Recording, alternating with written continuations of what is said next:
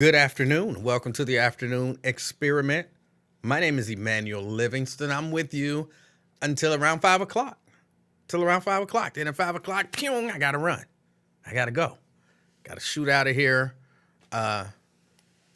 like a B out of H. I'm not even sure what that means. 513-717-5464. That's the number to get on board. If this is your first time checking this show out, hi, my name is Emanuel Livingston. I hosted a show on a local radio station here in Cincinnati, Ohio, for a number of years, and did some other things that earned me the title, the King of Talk. I'm just a guy talk about things, and people kind of respond.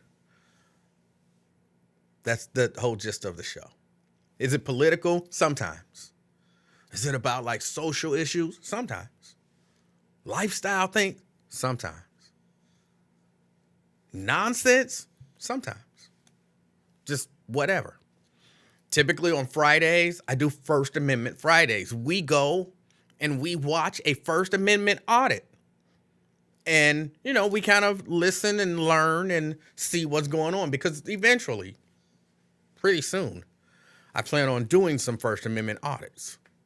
So if this is your first time, welcome. And sit back and relax. All I ask people is that, if you're checking out the show, say hi to me. Kind of let me know where you're checking me out from. Other than that, you can chime in as much as you like or as little as you like. You can tune in, tune out, tune in, tune out, either way. From time to time, I have my granddaughter with me because, from time to time I'm tasked with picking her up from school. Today was one of those days. So I got a little baby down here looking at me. She's still a little sick. She's disobedient because I told her to stop being sick. I told her. Didn't I tell you?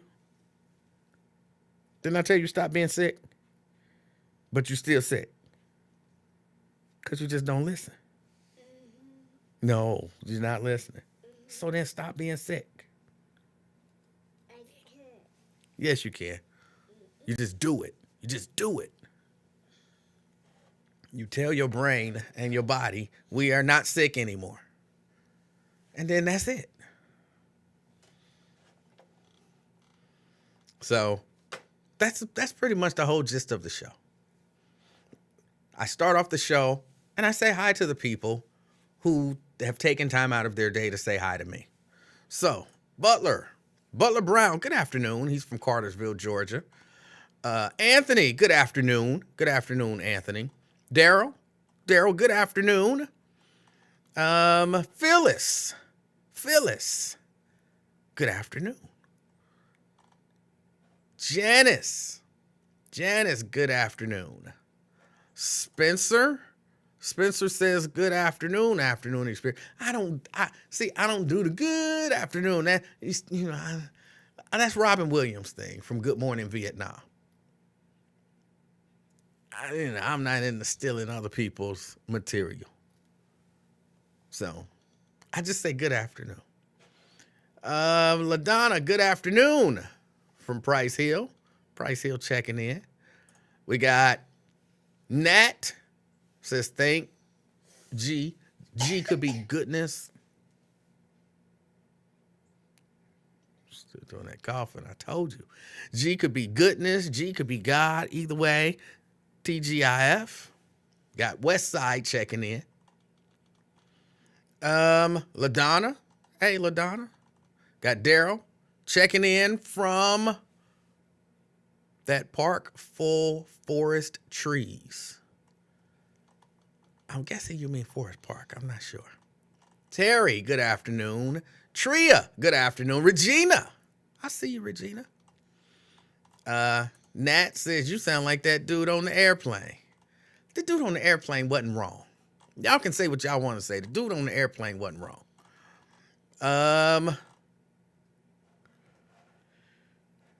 Brenda says, hello, E-Man. Little baby, she said hello to you.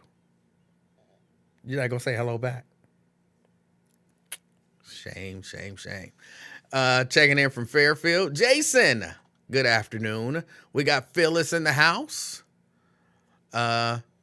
Phyllis, why are you looking at her like that? Because she could just stop being sick. She could just will it. It's an ability that we have. You just, and then you be well. She hasn't learned how to harness that ability yet. I'm trying to teach her. Got Crystal checking in from the west side.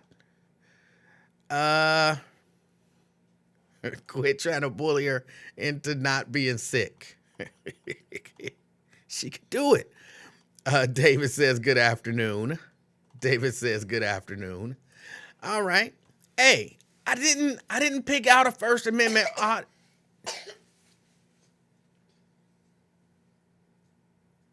I didn't pick out a First Amendment audit for today.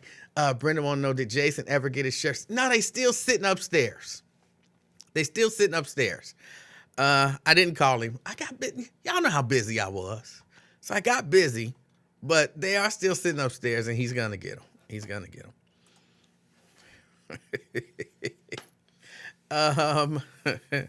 I did not pick out a First Amendment audit today. Because I just didn't. I didn't get around to, I've been too busy. I haven't been watching them. I haven't seen anything, worth taking time to look at. So,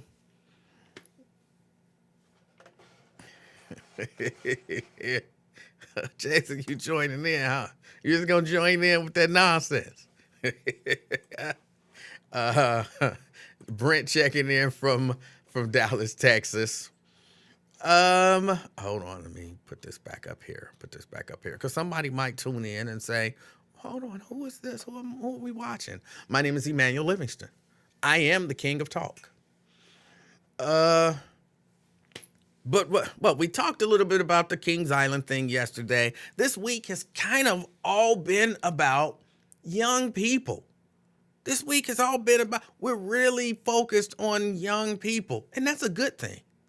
That's a good thing if we focus in a good way. Here, I have a question. If you are a person who was at some point a young person, if you are a person who at some point was a young person, did you ever do anything bad? Like, out in the streets, doing stuff you didn't have no business doing. In the house, doing stuff you didn't have no business doing. Some of y'all little fast girls doing stuff with boys that you didn't have no business doing. Some of y'all boys doing stuff with girls that you didn't have no business doing. As a young person, did any of you do any of those things? Because here's what I hear a lot. I hear, blame the parents. It's the parents' fault. These parents ain't raising their kids right. Blame the parents. When you were young, were you ever disrespectful to an older person? Not like these kids. I'm not asking you that. I'm not asking about these kids. I'm asking about you. Were you ever disrespectful to an older person? Or you were a perfect child to older people? Because if you weren't, my question to you is, if you ever did anything wrong, ever did anything you didn't have no business doing, were ever in any way, shape, or form disrespectful to an elder, my question is, do that mean your parents was bad parents? Was it your parents' fault that you did those bad things? Maybe the answer is yes. Maybe the answer for some people is, yeah, I had bad parents. How many of y'all will openly admit my parents were bad parents? Show of hands.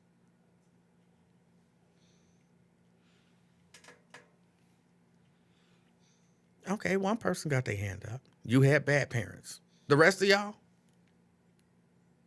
Any of y'all?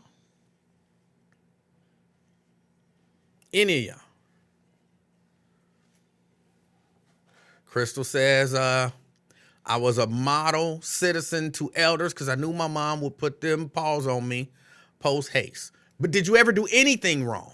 Did you ever do anything you didn't have any business doing? Shirley says, never disrespected any elder, like not even rolled your eyes at them. Because that's not respectful. No huff. Get out from over there. You know you ain't got no business over there.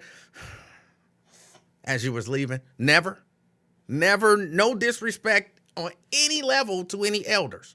It's just a question. You don't have to. It's just a question.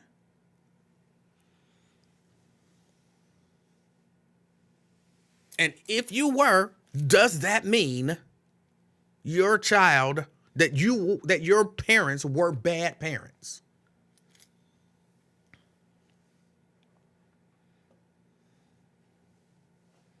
Lady K says, typical, hold on, it didn't show up. Typical kid BS, not jail worthy. But you did do typical kid BS, whatever you perceive that to be. Was that your parents' fault? That's because they didn't raise you right. That's my question. Think about the things that you did wrong. Think about the things that you did wrong.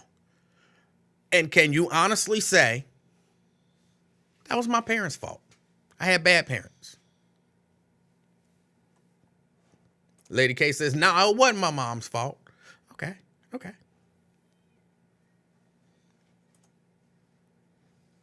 Mayo says, just tuning in, but I respect those who respect me. I've disrespected plenty of elders because they were disrespectful to me. So is that your mama's fault or your daddy's fault? Is that your parents' fault? LaDonna says, I rolled my eyes. Better not let them catch me. Is it your parents' fault that you rolled your eyes?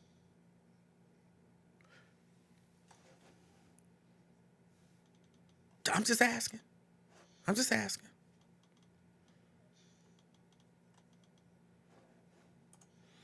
Anthony says, I disrespected my mom one time. She slapped the fire out my mouth in the store. Anthony, but you said yesterday that you did bad stuff. You said that you did do some bad stuff. Was that your mama's fault? What you doing all that throat clearing for? Your throat should be fine. Yes. Let me hear you say it. Don't be sick no more. That's not funny.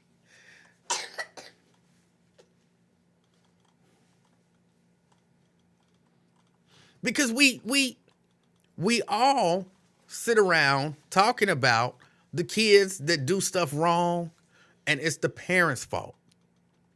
The kids that do stuff wrong, and it's the parents' fault. And I'm just trying to test how we feel about this. So in 2023, if a kid does something wrong, it's the parents' fault. In 1973, if a kid did something wrong, well, that was their responsibility. It wasn't the parents' fault. In 2023, if a kid is out of order, it's the parents' fault. Parent didn't teach them right. In 1983, if a kid got out of order, then it was the kid's fault because the parent taught them, but they just wasn't doing what the parent told them to do. So I don't know where did it change? Was it in 1999? In 1999, when that switched over to 2000, then it wasn't because of the kids, it was because of the parents.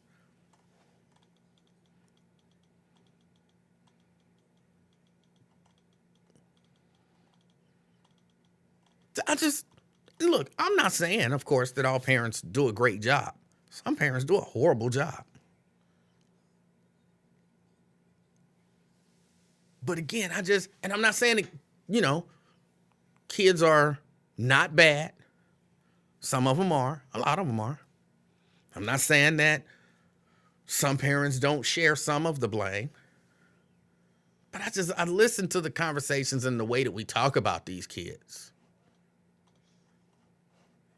I listen to the conversations and the way we talk about these kids.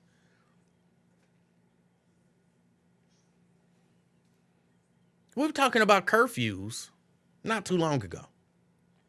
And they're, we bring the curfew back. And if a kid is caught and they, the curfew, then they call their parent and then the parent had to come and get them. And some people want parents charged if their kid is caught out after curfew.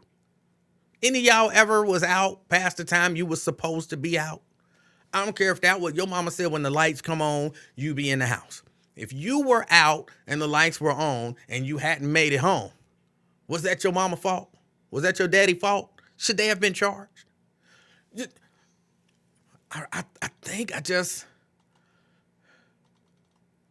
just want us to stop pretending, acting like things ain't what they are, or, things weren't what they.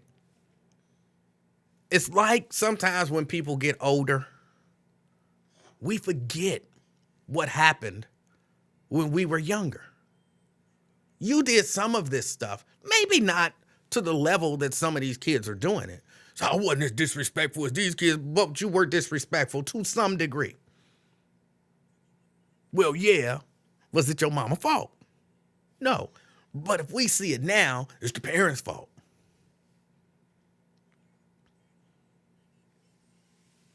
And I think if we don't talk about it and think about it and try to be realistic about it, well, either way, I'll be honest. I think things are just going to keep getting worse either way because time goes. Time goes.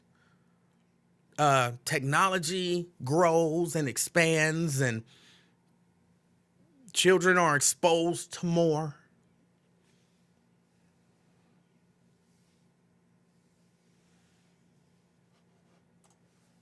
Anthony say, whose fault when a kid's running around? Oh, hold on. Let me put the phone on in case somebody calls. Whose fault when a kid is running around all hours of the night killing people at 15? The 15-year-old killer. I think you start there. It's that killer is definitely at fault. But what do you want me to say it's the parents' fault? I think parents have some responsibility. Just like when you were out there doing whatever it is that you were doing, doo-wopping on the corner. I don't know what you were doing because you don't really want to say. And that's reasonable. But when you were out there doo-wopping on the corner, whose fault was that? Was that your parents' fault? But I wasn't killing people. I didn't ask you that. When you were doo-wopping on the corner, whose fault was it? And if you ain't willing to put the majority of the blame on your parent for your misdeeds, why are you willing to put the majority of the blame on these children's parents for their misdeeds? Some of it, sure, just like with you. Some of it was your mama and your daddy's fault. Because if we expect kids to act a certain way,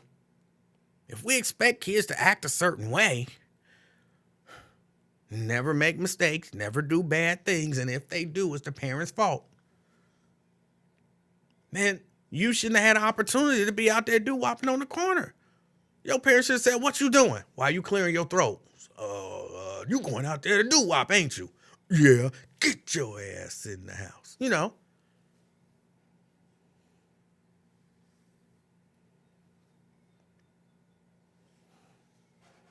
But that ain't the way it go down.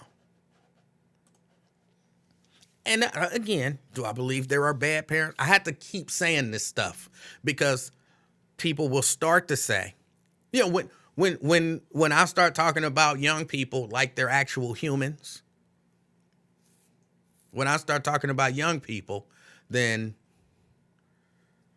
you trying to make excuses. So I have to keep saying to reinforce what y'all already made up in y'all mind, young people are bad.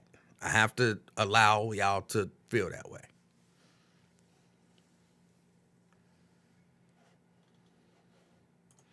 Anthony says, ain't no way at 15 would my parents let me run around at 3 in the morning, bro. We ain't talking stealing a honey bun from Kroger on Vine like I did. Why did your parents let you go steal a honey bun from Vine on Kroger? That's not good parenting. Ain't nowhere in the world my parents would have let me go steal a honey bun from Vine on Kroger.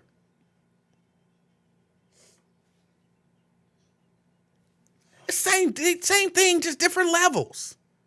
How did your parents not know you was stealing a honey bun from Vine from Kroger on Vine? How did your parents not know that?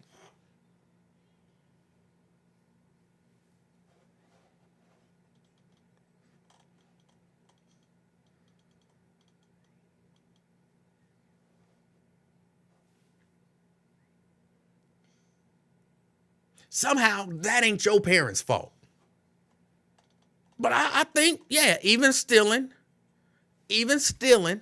from Kroger, because Jenna says there's nothing destructive about doo-wopping on the corner.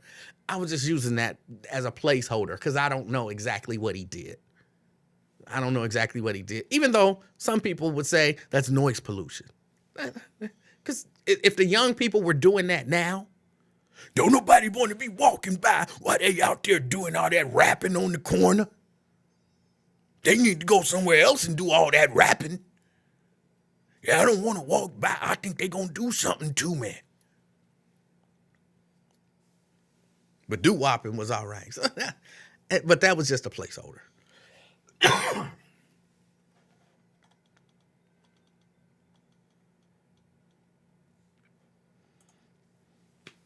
So do parents get the praise for raising great kids? Who get credit for the success of children? Works both ways. It should work both ways.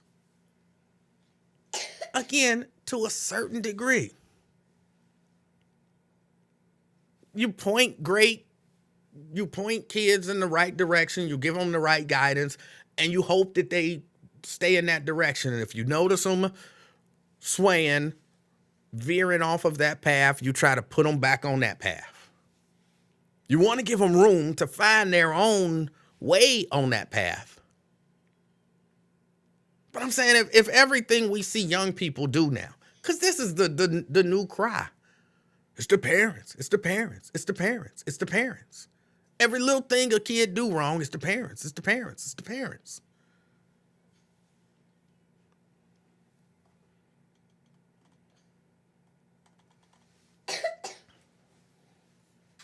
Yeah, you look at me every time you do that coughing because you know I told you. I told you. I told you to stop being sick. Yes. E, with you, all fruit is the same, bro. So you think stealing is okay? You think stealing is okay?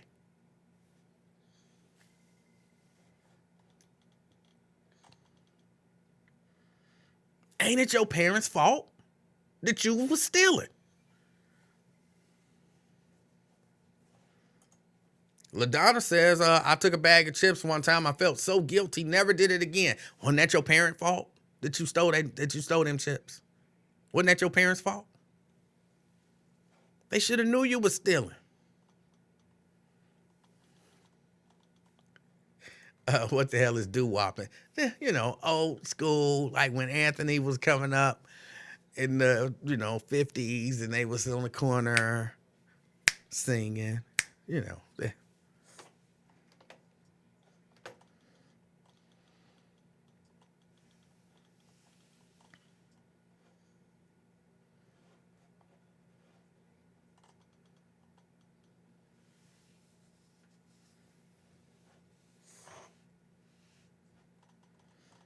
Kenneth says, I took 2 quarters out of my mom's change purse. My feelings still hurt 45 later because she whooped my A over 50 cents. But wasn't it her fault that you took the 2 quarters?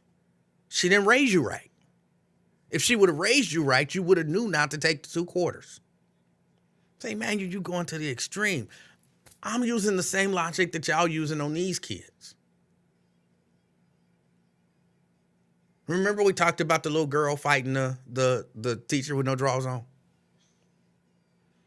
Her parents didn't raise her right. She ain't respectful. She get that from the home. You don't know nothing about that little girl.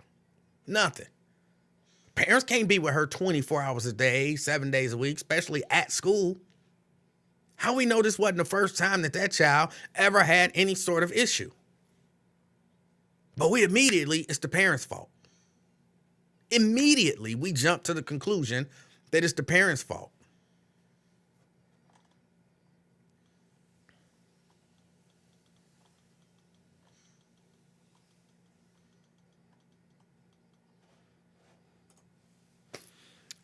You the same dude who said parents should know if their kids have guns, I believe. I just had a 15-year-old arrested for shooting a 16-year-old in the middle of the night. Well, let me tell you this. I'm asking this question for a reason. I do believe, I am that same dude. I do believe parents should know if their kids have guns. I also believe parents should know if their kids is out stealing. I also believe parents should know if their kids are the type of kids that'll bully a kid. I also believe parents should know if their kids are selling drugs. I also believe parents should know if their kids is running with the wrong crowd. I'm down with giving the parents some responsibility. The point that I'm trying to make is y'all might be going a little too far with it from time to time. Because just like you was out stealing honey buns, and you look back on that and you like, that was not my parents' fault. That was a decision that I made. That was not my parents' fault. That was a decision that I made. But, I mean, when you really look back on it, what did your parents teach you? Did they really get it in you that stealing was wrong? Apparently they didn't.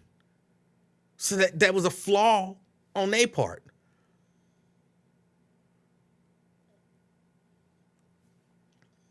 Using the same logic.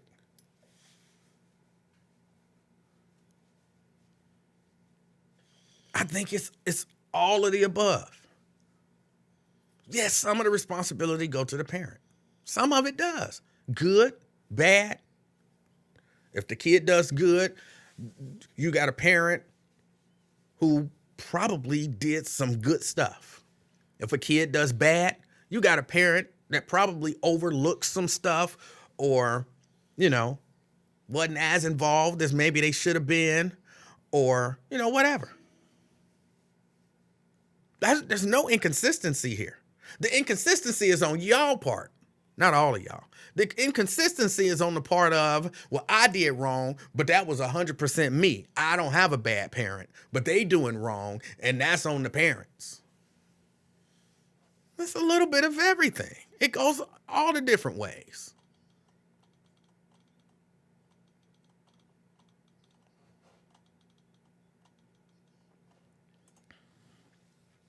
It becomes a parent's fault when they find out that child has done something wrong and do nothing about it. And rightfully, their child is their responsibility. Well, what about if these parents didn't know? Anthony brought it up. The 15-year-old who was a hitman. What if his mama didn't know? But we still want to blame. Remember, we have people saying that mama should go to jail too because she should have knew. So it's not her responsibility until she find out. She probably found out with everybody else when he got arrested. But we won't accept that. Or at least I don't accept it. She should have knew. She should have known. How can your 15-year-old be a hitman and you not know? How can your 15-year-old be a thief and you not know? How can your 15-year-old be a bully and you not know? How can your 15-year-old be a dope boy and you not know? How can your 15-year-old be a ruffian, just running the street, causing havoc, and you not know? But wait a minute, now it ain't their responsibility until they find out. Which is it? Is it their responsibility to teach them to not do it? Or is it their responsibility once they find out? And if the 15-year-old's mama and daddy didn't know until they got arrested, can we blame them for the behavior that they didn't know about?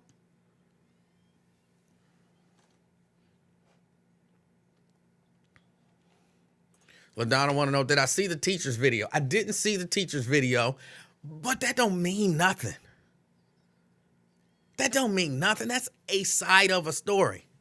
And in hindsight, and I'm not saying the teacher ain't telling the truth, but in hindsight, I could say anything. I could say anything. I was trying to do the right thing. I was trying to call somebody. I could say that. That might not necessarily be the case. So no, I didn't see the teacher's video.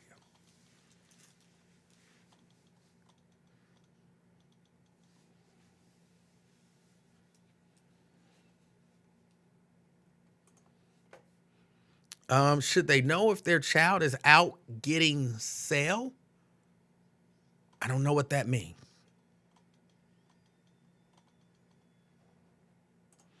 D-Lo, hey, how you doing? Said my mom whooped me for stealing snacks when I was a kid. Never did that again. If I want something, I ask for it, work hard for it.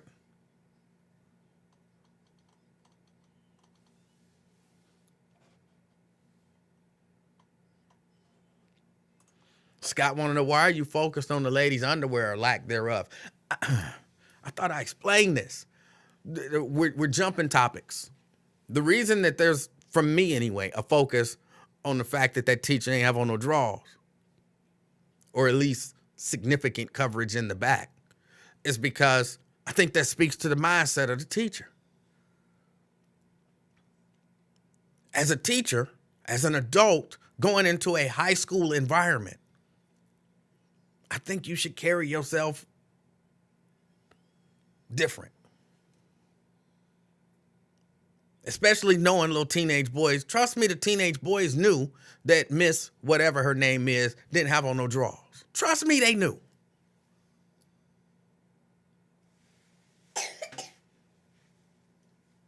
Especially with the short skirt on, they could tell by the, some of this language is going to sound a little crude, but I have to say it the way it is. They could tell by the way her booty was jiggling when she was walking that she didn't have on no drawers, or at least she had on a thong.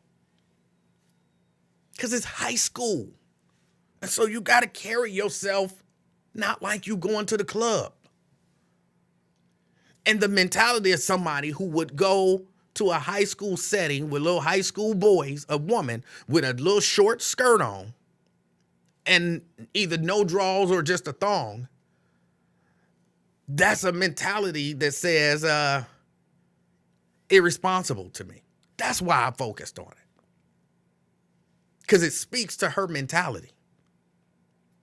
It speaks to her level of irresponsibility given the situation. That's why I'm focused on it. Again, like I said, if you saw a male teacher with no drawers on and some gray sweatpants walking around the high school, you'd be like, that's inappropriate. Same for her. It's the same concept. So that's why I focused on it.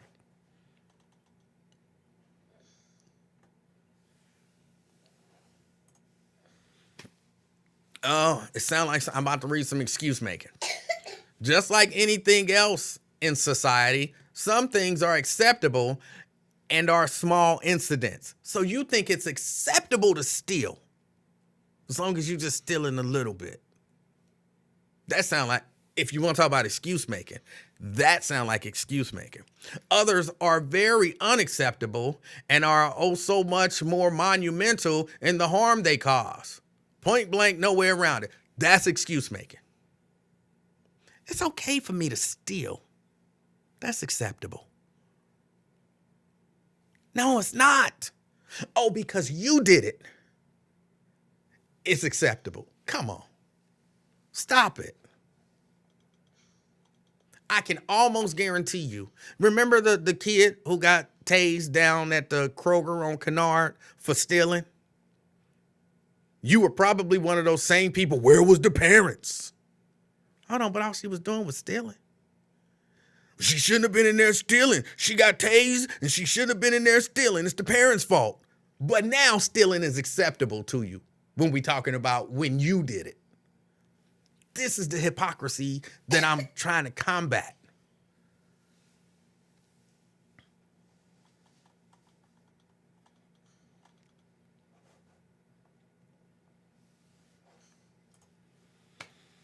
The majority of parents know exactly what their kids are doing, good or bad. It's what the parents do to correct them that determines if they're good parents.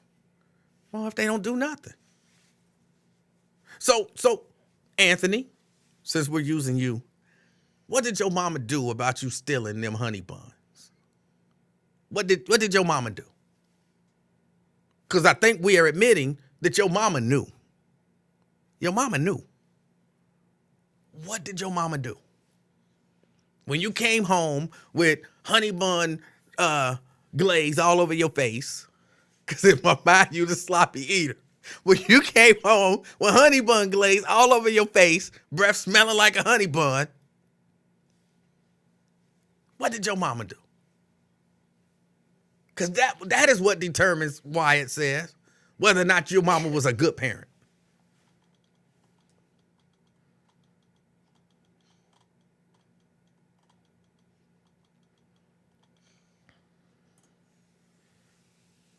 Everything that a child does is not the parent's fault, but it is the parent's responsibility until a certain age. All right. Anthony, he's just trying to make excuses for him. That kid already had a juvenile record. She knew he was a problem. I can guarantee you didn't only steal one honey bun in your life. So you already had a juvenile record as well of stealing.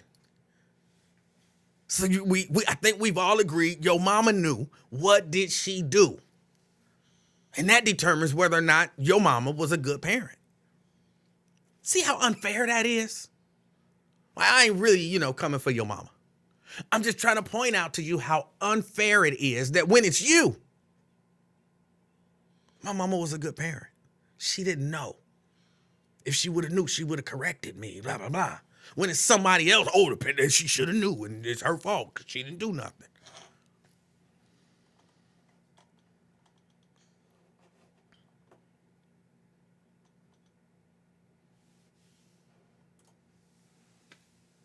Now, I did, in fact, try to hide the midterm full of F's I had in the 7th grade. She didn't know I was failing and wasn't honest at all about it. Beat the hell out of me. I didn't fail again. Now, Crystal, that's even more serious for some people. How could you have a midterm full of F's? That's half a term.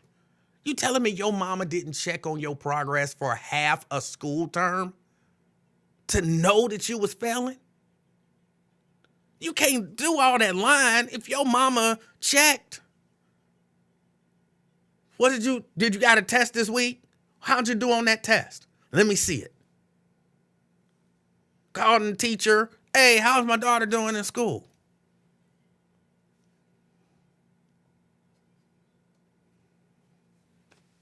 I know it sounds harsh, like I'm coming for y'all mamas. I'm not really coming for y'all mamas. I just want y'all to keep this in mind. How I could spin it, because that is what I'm doing. How I could spin it and make your mama or your daddy, your parents, bad parents. But we don't mind doing that to these kids and these parents. When I hear at the end of the school year, this kid ain't graduating and the parent is mad about it because they didn't know. They didn't know that their kid was missing a credit or didn't do this or didn't do that. Well, the parents should have knew. See, that's what's wrong with these kids. These parents ain't paying no attention to them. But you can say, I had a whole midterm full of F's. I did a lot of lying and my mama didn't know. But that don't make my mama a bad parent.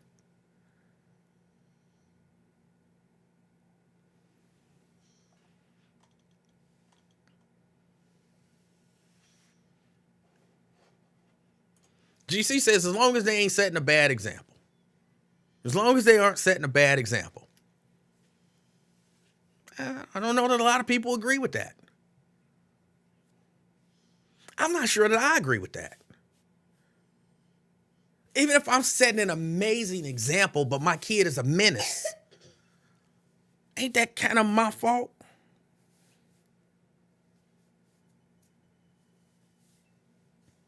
If I don't know about it, shouldn't I know?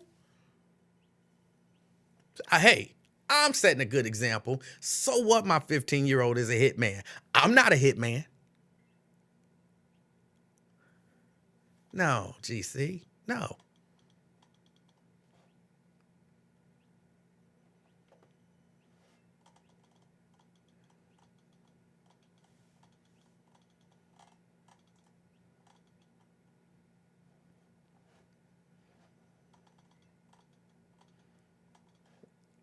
Um, what's up with her? She got some little cold. She fine, but she could just not be sick. I told her, was that a week ago? I told her a week ago, stop being sick. I gave her specific instructions. And she's still sitting here sick a week later.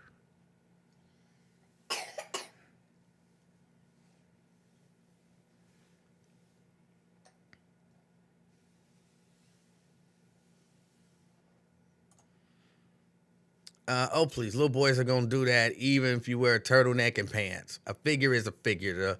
The pubescent males are looking. So don't wear no drawers. So wear a short skirt and no drawers. These are excuses. So y'all always talk, you making excuses. Emanuel, why you making excuses? Emanuel, why you making excuses? Y'all making excuses. Y'all, well, little boy's going to look anyway, so might as well give him something to look at. That's really your point. That is really your point. Little boy's gonna look anyway, so you might as well give him something to look at. That's how we want the teachers showing up to school. That's the mentality we want the kids, the teachers to have going to school. Oh, I'm in high school. These are teenage boys. Their hormones is raging. They gonna be looking at me anyway, so I might as well give them something to look at. What is going on? What's going on? Oh, not some more excuses. Oh, boy. I'll take my kids stealing a honey bun over having 3 bodies on them at 15 any day of the week. Or how about I'll take my kid not stealing and not killing? What's wrong with that, Anthony? Oh, because you were stealing, and so now stealing ain't that bad because it's something that you did. You don't see how hypocritical that is. You are legit making excuses for stealing because you stole.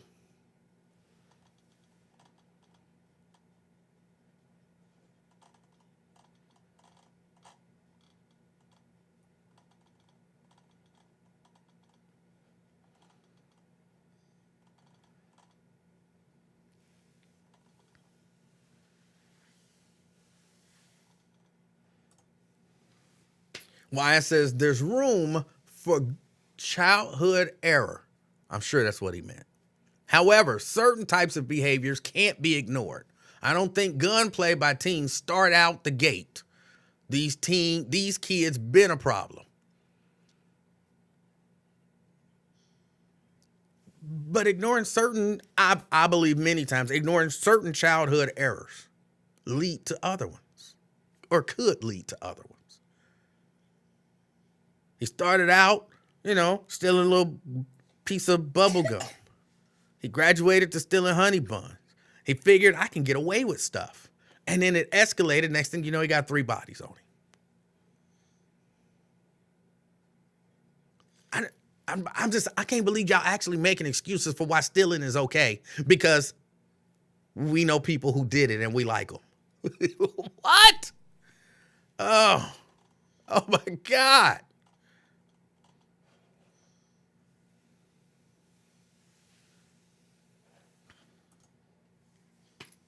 I believe some people are exhibitionists. Why else would a mature, conscientious teacher, especially in junior high or high school, wear low-cut tops, short skirts, no undergarments, then sit on the desk with their legs crossed?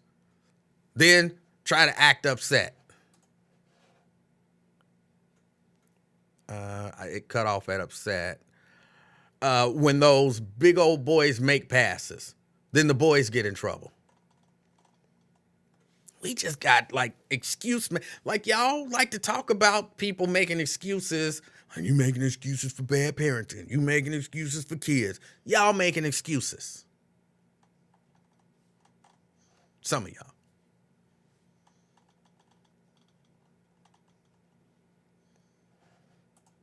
She had on thongs. How many thongs did she have on? Color me. How many thongs did she have on? I might give you she had on a thong, but you said she had on multiple thongs? How many? I didn't see none. But since you know, maybe you can tell me, how many thongs did she have on?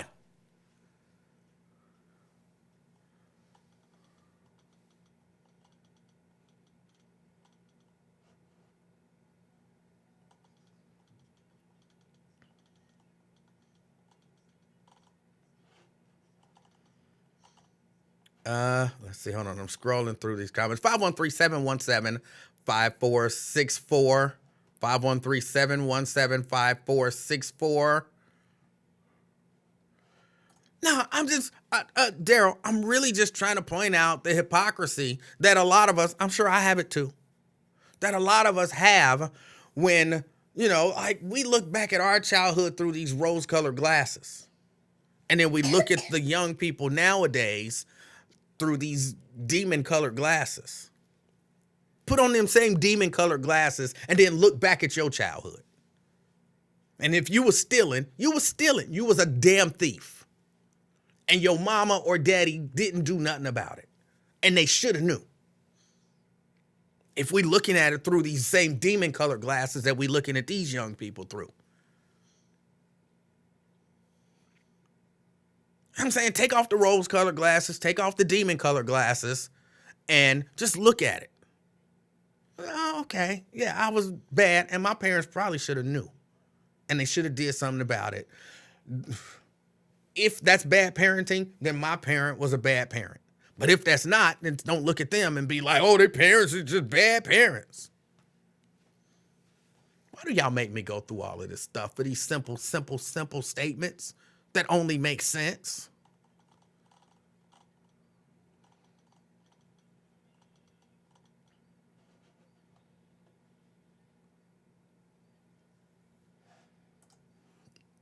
Oh, okay, here we go. More excuses. How about expecting your kids will do some dumb stuff as kids and human beings, yet not expecting your children having a total disregard for human life and terrorizing your community? You really think that stealing corporations blind? They close Kroger stores down because of people like you stealing from them. Sure, you say, well, I only stole a honey bun every once in a while. And then your friend stole a honey bun and his friend stole a honey bun and somebody else stole a whole chicken. I don't know how y'all got the chicken out the store, but one of your other friends stole a whole chicken. That's just your crowd. Then another crowd came in and they stole some frozen pizza and some frozen shrimp. Next thing you know, we got to close the store down because we getting robbed blind in this black neighborhood. And that's not terrorizing the community because those older people now have to travel outside of their neighborhood to go try to find grocery stores because you stole a honey bun.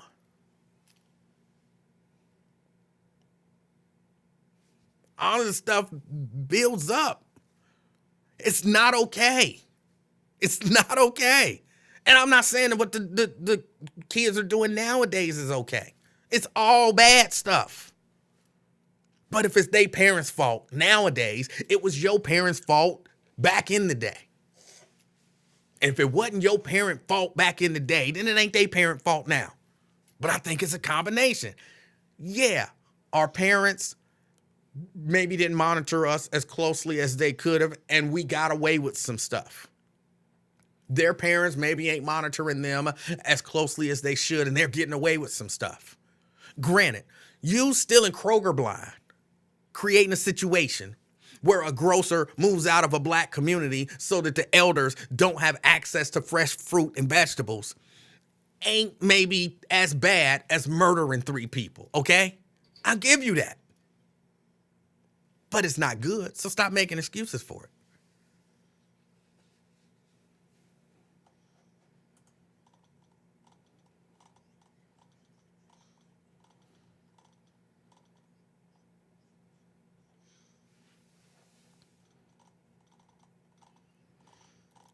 Y'all, I'm behind.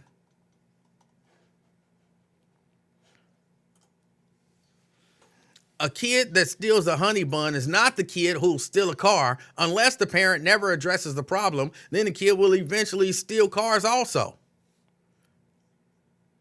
Well, I did ask Anthony, what did his parent do about him stealing the honey bun? And he didn't say anything. So apparently he got away with it. So he could have easily graduated to stealing cars.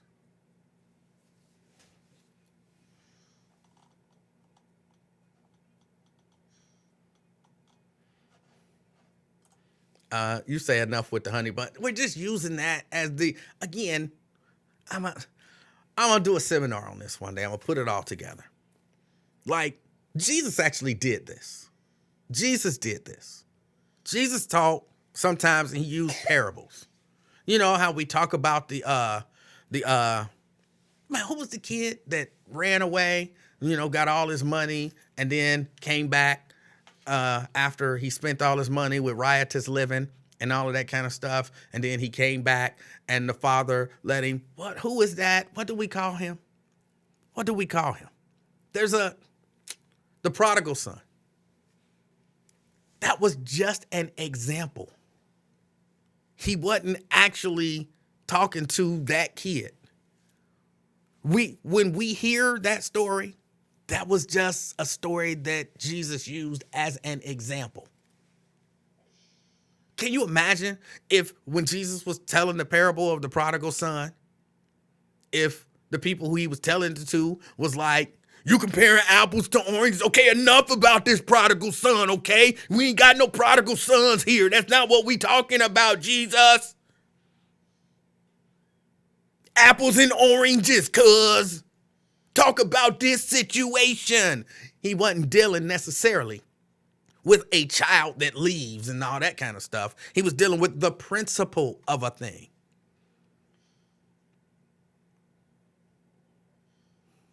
Like, y'all, I can't believe some of y'all really don't understand it. So when we talking about honey buns, we're not actually talking about honey buns.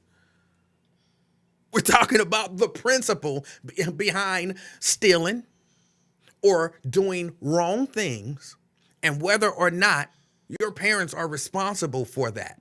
And if your parents wasn't responsible back then why are the parents responsible now? So we're not talking about honey buns. Don't get caught up on the honey bun example. I could just imagine it. Jesus teaching. It's like a son who, Jesus, ain't nobody even said nothing about no son. What you talking about? You comparing apples to oranges. There was a certain king who, Jesus, we ain't talking about no king, man. Ain't nobody even mentioned no king. Why you bringing up a king? Enough about the kings, okay?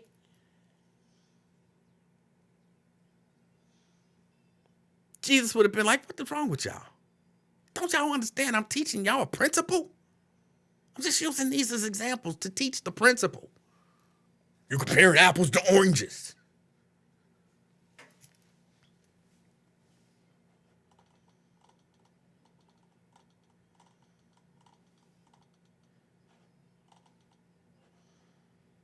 I'm gonna do a seminar one of these days so that people begin to understand and look past the actual example and deal with the principle.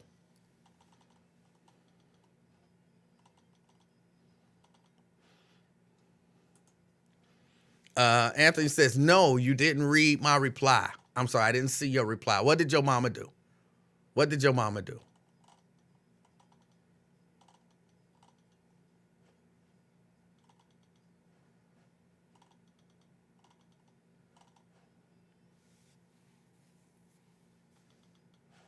Janice says, we get it. Some people don't, Janice. Some people don't. Didn't you see he tired of talking about honey buns as if we're having a whole conversation about honey buns? We clearly not having a conversation about honey buns.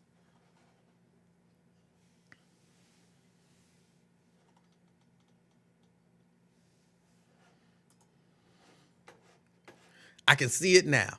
Baby, I know you stole 19 Kias, but it's okay. Your mama, you still mama little boy.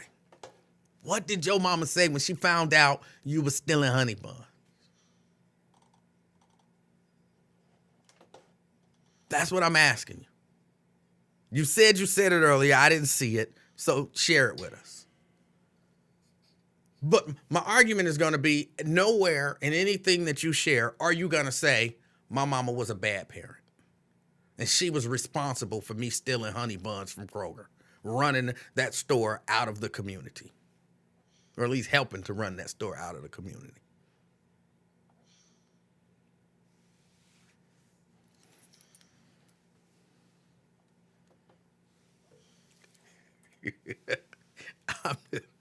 I thought you really thought we were having a conversation about honey buns.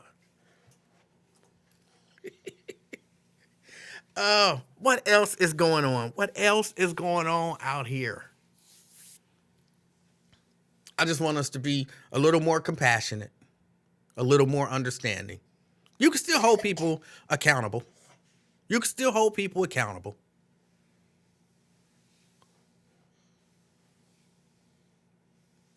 But when you are like, let's do it again.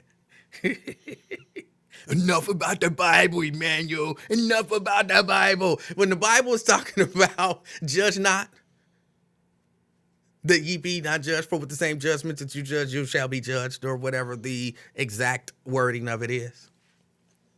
The idea is not that you don't have a right to judge. The idea is that you should be able to temper your judgment with compassion, because that's the way you want to be judged, with compassion.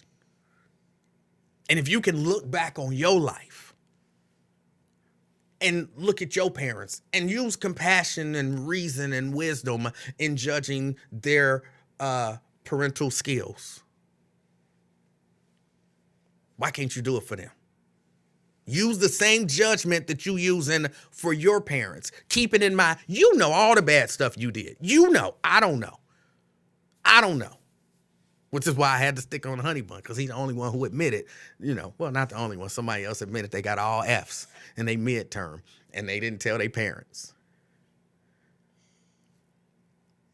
And I don't know how, I believe that was Crystal. I don't know how Crystal looks at other people when their children are failing in school.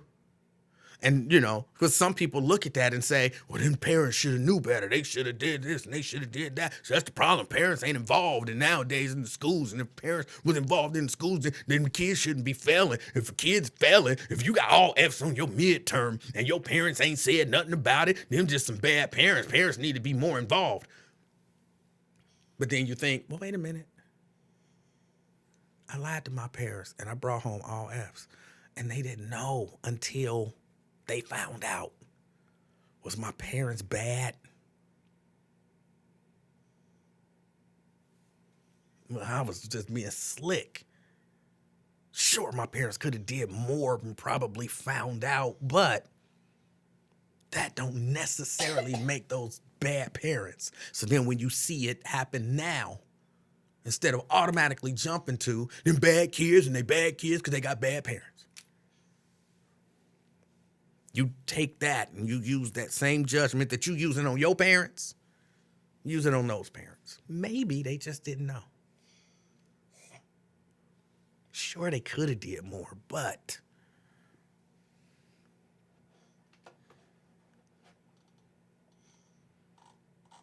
Man, again, don't get me wrong.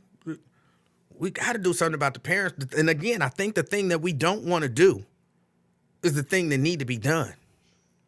Putting ourselves to some degree in harm's way. Befriending a ratchet girl down the street with the 4 kids. And pouring into her 4 kids positivity, responsibility, and all the other positive ivities. I don't know why I want to do that, because that's really extending yourself. That's extending yourself. And we don't really want to do that. It's much easier to look at it from afar and say, ooh, that's bad parenting. Them kids gonna be a mess. Oh well, let me lock my door.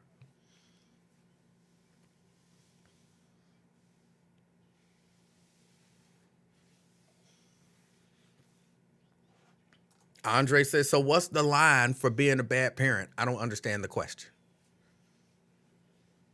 I don't understand the question.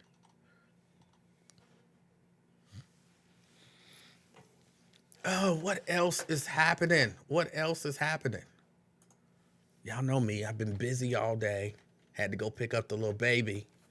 And I'll be honest, I almost forgot. I would have been a bad grandfather.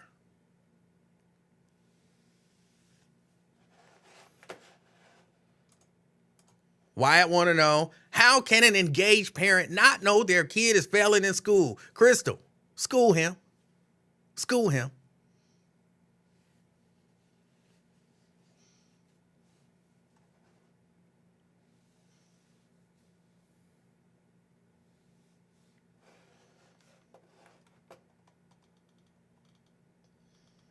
Because she said, I believe she said she had all F's on her midterm, but she had been deceptive to her parent.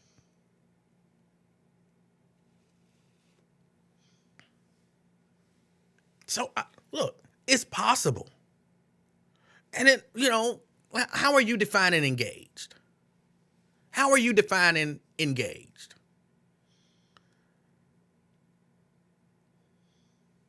The parent who works 2 jobs, 3 jobs, probably is, maybe a little tired, don't have time and energy to call the school every day and say, how did my child do today? Did she get in any trouble? What score did she get on her test? And to call every teacher and to check up on them and find all of that stuff out.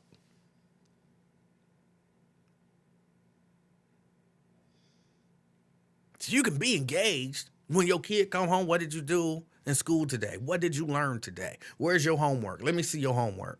To the best of your ability. You can do all of that and your kid can be failing and you not know. Do that make you a bad parent? I guess it all depends on how you judge it. It all depends on how you judge it.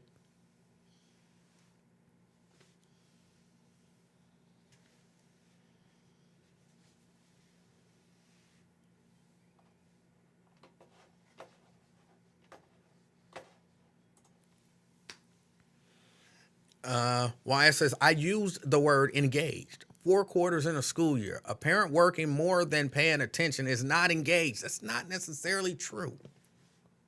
That's not necessarily true. I understand how you say it, but it's not necessarily true. There are different levels of engagement. There are different levels of engagement. And maybe they don't have the ability to be as engaged as maybe one would think they should be for a myriad of reasons. Especially kind of like Walter is saying. Walter, he said, look, some parents feel as if school ain't calling the house about the kid cutting up, they good. There are some parents who are like, look, my child is a good child, like well-behaved, mannerable, respectful. I know and trust my child, especially if my child is a reasonably intelligent child. Like, they can count. They not R. Kelly. You know what I'm saying? They can read. They've done decent in school. When they come home, they're open, they talk about their day, blah, blah, blah. I kind of trust my kid. And then you find out, whoa, hold on, I was trusting you, and you bring this home?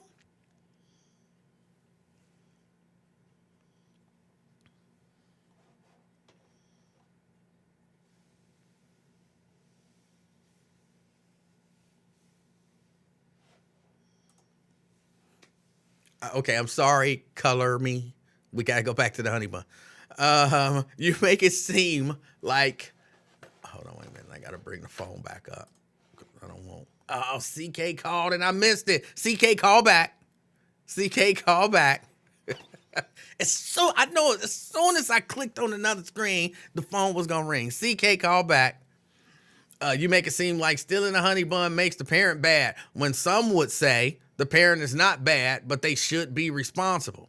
Now, if that kid is a murderer, then yes, the parent is bad. Why?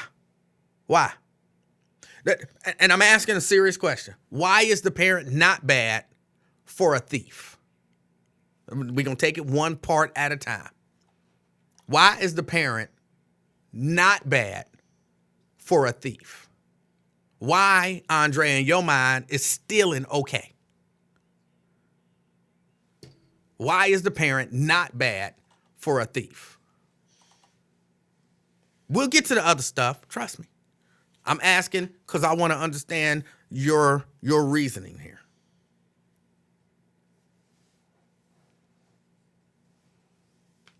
You make it seem like stealing the honey bun makes the parent bad. Why is it not bad parenting to raise a thief? That's what I want to know from Andre. So that's why I wish y'all would call so we can kind of break this stuff down and understand. And I don't have to ask these questions. And then you can just call in and we can have a conversation. You can understand where I'm coming from. I can understand where you're coming from. And then maybe, we can move forward.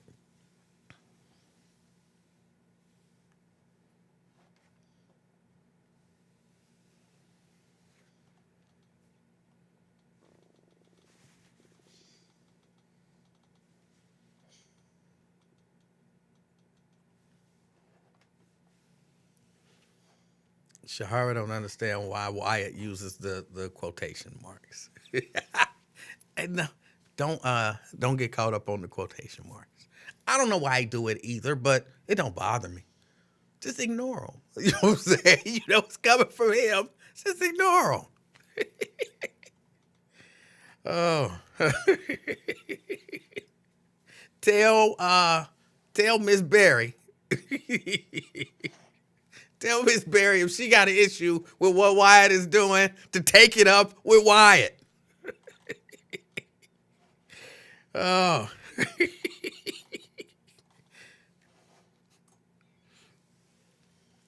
Andre, why can't just answer the question? Andre says stealing is not okay, but when talking about something minor compared to something big like being a killer, I'd rather my kids steal a honey bun than out here catching bodies. You really didn't answer my question. You really didn't answer my question. Which is, again, why I wish you would call in. But that's probably why you won't call in. Probably why you won't call in. Because we can play the I would rather than that. I would rather this than that. We can play the I would rather game. You would rather your kids steal honey buns than be out here catching bodies. Okay, that sounds great. I would rather my kid get straight A's than to be out here stealing honey buns. So we can do this all day. I would rather my kid be a genius and be able to skip school and then become a multi-billionaire than to just get straight A's. So we can play that all day. But I'm asking, legit, we talking about what is a good parent, what is a bad parent. And I'm asking, ain't it bad to steal?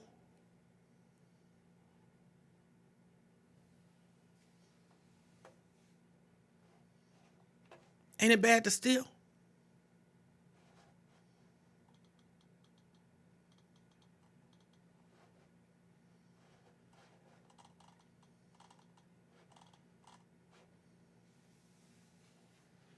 Stealing is bad, right? Last I checked, stealing was bad.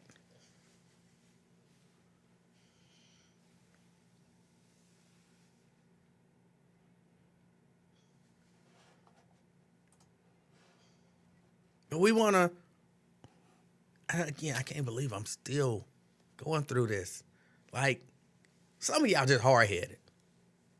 Some of y'all just hard-headed. Like, y'all just won't accept certain stuff.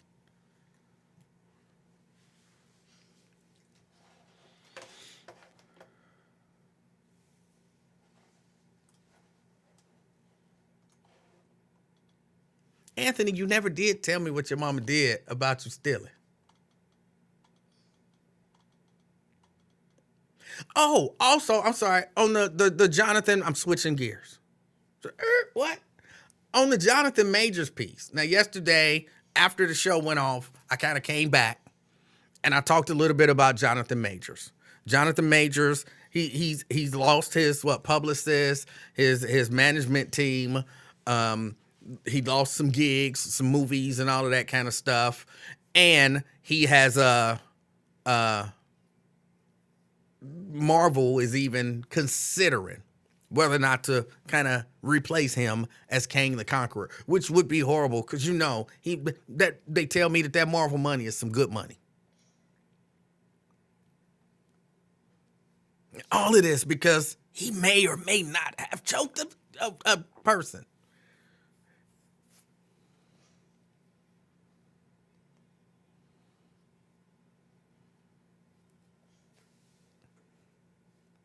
Well, apparently now,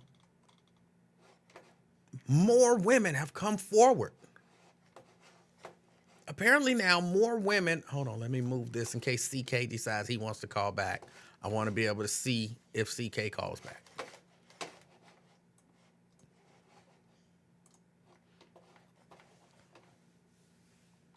Apparently now, more women, more victims. They're not really saying women. More victims are coming forward accusing him of having violent behavior. CK, you called now. I moved it. Like, you called back as soon as I clicked on the Jonathan Majors story. As soon as I clicked on the Jonathan Majors story, which covered up the phones. That's why I said, let me move the phones over here in case CK want to call back.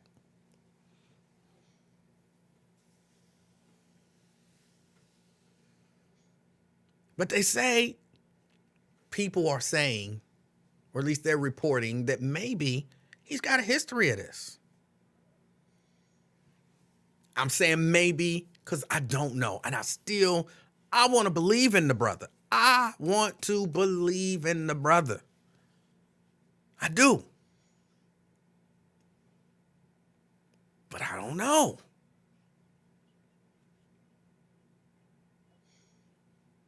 And I don't want to be that dude that, just take up for him and then come to find out he been beating women because he can. But at the same time, I don't want to be the dude that's like, throw him away and come to find out, we see a video and he didn't do nothing.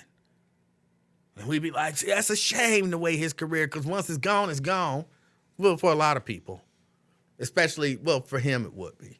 Robert Downey Jr. could get in all the trouble in the world and then a few years later become Iron Man and become one of the richest actors in the world. I don't know that Jonathan Majors is going to get Robert Downey Jr. level forgiveness.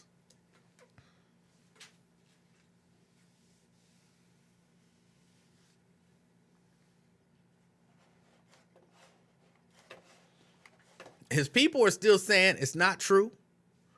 They say they got the driver who will testify that he never struck the alleged victim in any way at any time.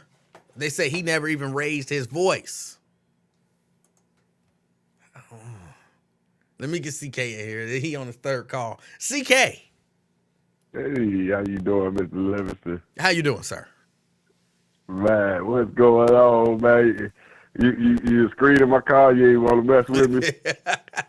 You just be calling that the wrong time. And you know, Oh. again, I don't. Let me explain. You can put me on hold, man. No.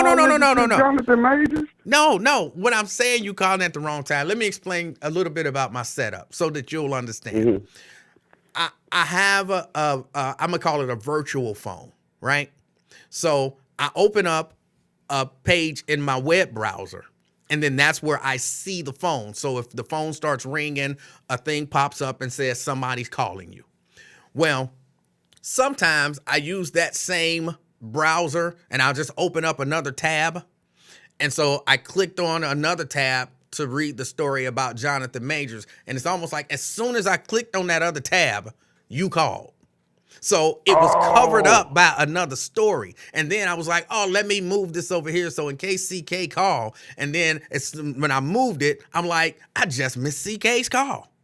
So that you just... Oh, it wasn't intentional at all. Not at all. It just is, and that's why I have to pull that tab into another window and then move that window to the side of the screen. And sometimes I'm just irresponsible and I forget to do that. No, you're not irresponsible, man. Is that iPhone or Android? It's virtual. Oh, it's another brand? No, it's not an actual physical phone. It is over the internet. Oh, I got you. Hold on. Here. Damn. Wait a minute. I'll show you.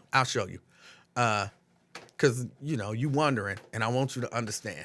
I got to make sure I'm not putting any information out here that shouldn't be out here. But I want you to understand, I'm not like playing you. Like, I don't want to talk to him. So let me scroll. Let me move this. I'm going to move this here to cover up that number. And bam. Ooh, I need to move something to cover that number up. Hold on, maybe I'll just do this. Kenneth say I'm blowing that ooh-wee. Kenneth say I'm blowing that ooh-wee in the comments, man. He think I'm hitting that MJ. Do that there. Okay, and I'll move. Oh, stop it. No.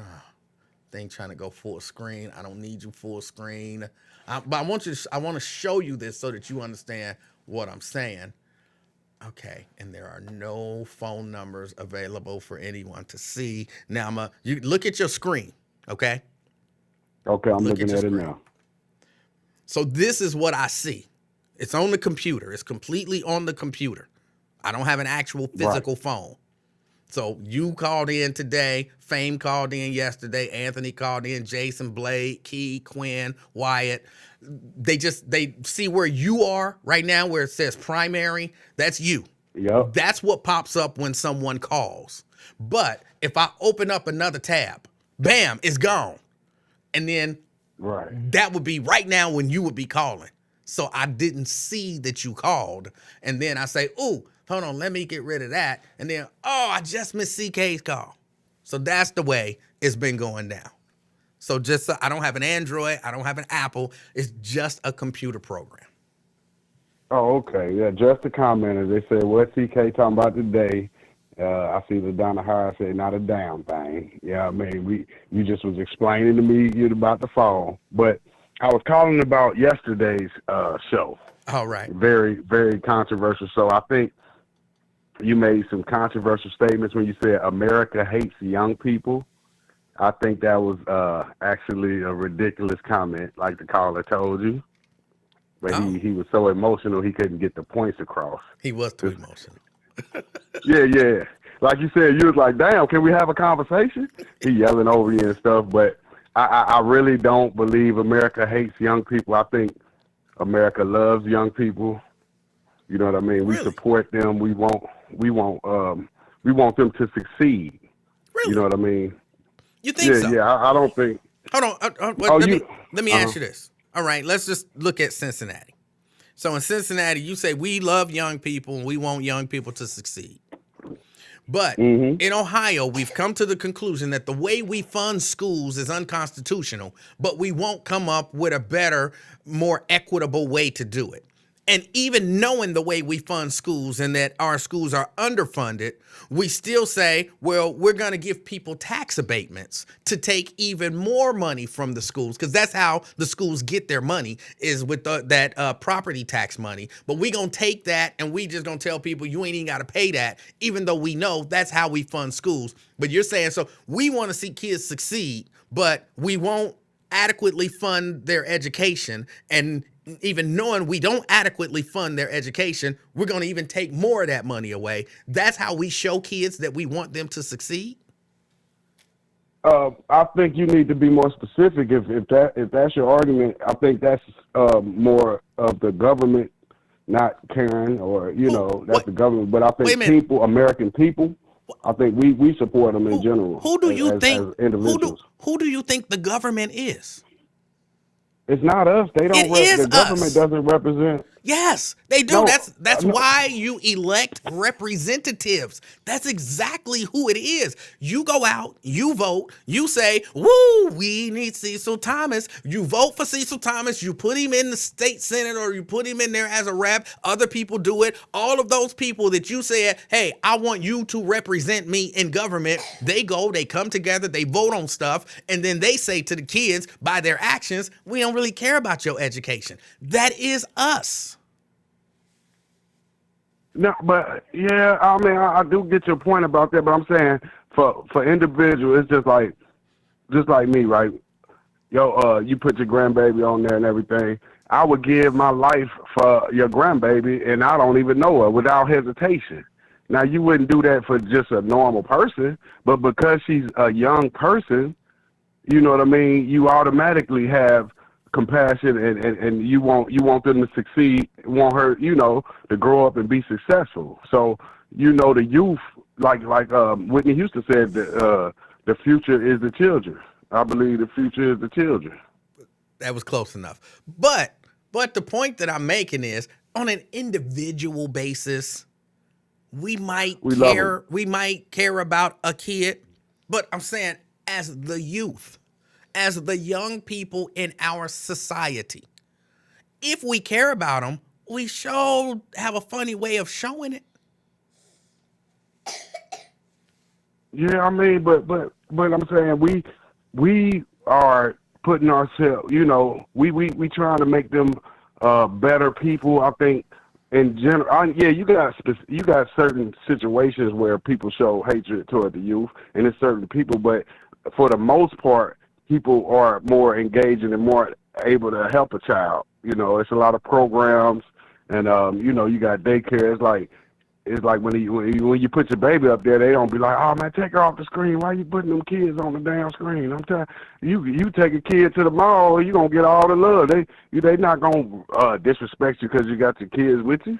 And it's just when you by yourself, they gonna be like, dude, this old ass fool. Now, but again, they don't respect old folks like. But again, I think we're talking about two different things. Mm-hmm. I think from an individual basis, people, what I'm saying, you see, like you said, you see a little kid, you ain't, just gonna walk up to him and slap the fire out of him. It's a little kid. Right. Like, okay, we like little kids. We like babies. We like puppies, But then when it comes down to as a society, that's why I said I'm not talking about individuals. As a society, I don't think that we like kids, because as a society, we tired of kids. As a society, we don't want to fund their education. As a society, it's so much that we don't like kids. We don't want to protect them when they in school. We don't want to protect them when they out of school. We want to not fund their education. We want them to get by however they can. You don't think we want to protect the kids, the teenagers in school? No. So you think we don't care nothing about their lives when they're in school? They can just shoot up every school. Don't nobody care. Okay, here's my question. What are we doing to protect, as a society, seeing the gun violence and all that stuff that happens in the schools? What are we doing as a society? Not some individuals, as a society, what are we doing to make kids safer in school? The metal detectors that they're putting in the schools. I think that's for protection from the mass shootings. I think that's a form of protection. Because I remember I told you years ago. I said put God first, have faith in the youth. Education is the only way to the truth. So it's always based on the young people. I think the young people are loved in this country, and yes, we do have things wrong, and we do have to fix our government, like you said. But I think if you went to the masses, I think we do have a lot of love for children. But I I see certain incidents like did you watch the video of the guy on the sub messing with the teenage girls yesterday in Chicago? I didn't. Oh my God, he accosted like 3 teenage girls trying to holler at him, right? He looked like he about late 20s, 30, trying to holler at some little 15-year-olds or 14-year-olds, and they ignored him, and he went on a rant talking about how he a rapist and he'd kill them and all this stuff in front of everybody. And it was ironic because you had just said how much America didn't love kids, and didn't nobody say nothing. That was the title. Nobody stood up to this guy that was clearly threatening to kill these little girls and rape them on the Chicago train yesterday. And to you, that illustrates Black what? girls. And to you, that illustrates how Yeah, much. That's how much that we love proved our. I was like, damn, that proved your point. Like, well, damn, this is what E-Man talking about when he said America hates children. Because I felt so bad for them kids, and he was saying he had a weapon on him. I don't know if that was why people were scared to confront him. He said he did have a gun on him. But I'll be honest. I think that's an isolated example. I'm not talking about individuals. I'm talking about society as a whole. We could do so much more to help children, to protect children, to educate children, all of that kind of stuff. As a society, we could do so much more, but we don't. And we don't do it not because we can't, but because we don't want to. You made some great points because you remember Michael Jackson, he was trying to help the kids, and they flipped that all around on him, made him a child molester, ruined his legacy. And, he was trying to do a lot for the children, but I see your point, though, when what you say about the government. I think you made a great point. But, and about this Jonathan Major situation, it's like that's tricky because did you watch Apollo Creed yet? No, I haven't watched Creed 3. Yeah. It just seems like it's a pattern of people trying to take out the up-and-coming black stars. But like you said, you don't want to be on the wrong side if it's true, if he is a menace to women like that. But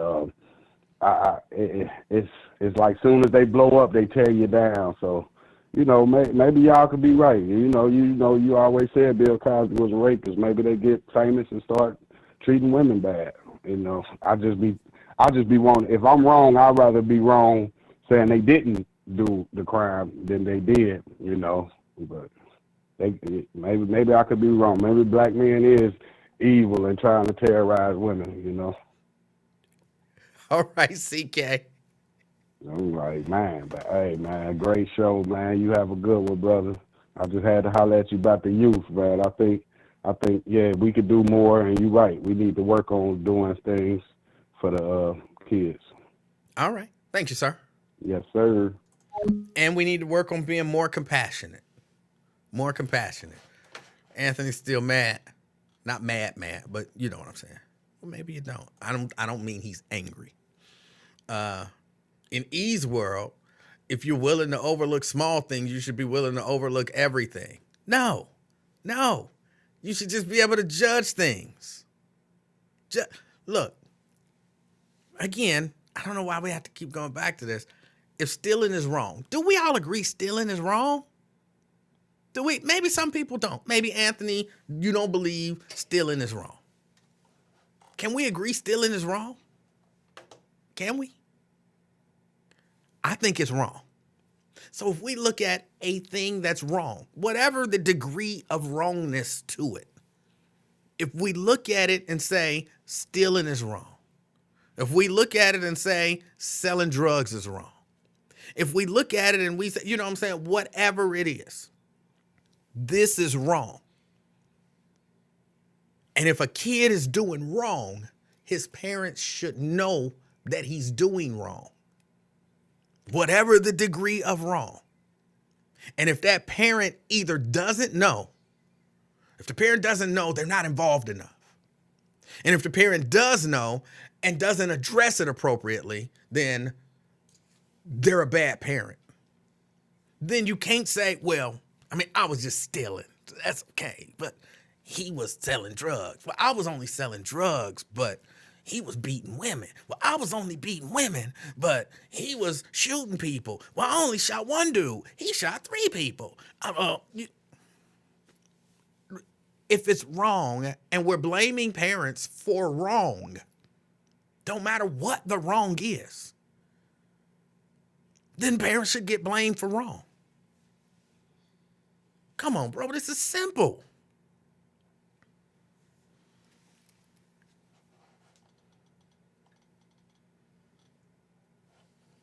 I'm not under the impression that everything is the same level of wrong.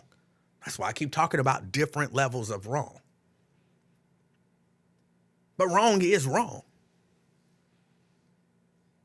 And if we're judging children and their parents based on how they respond and react to wrong,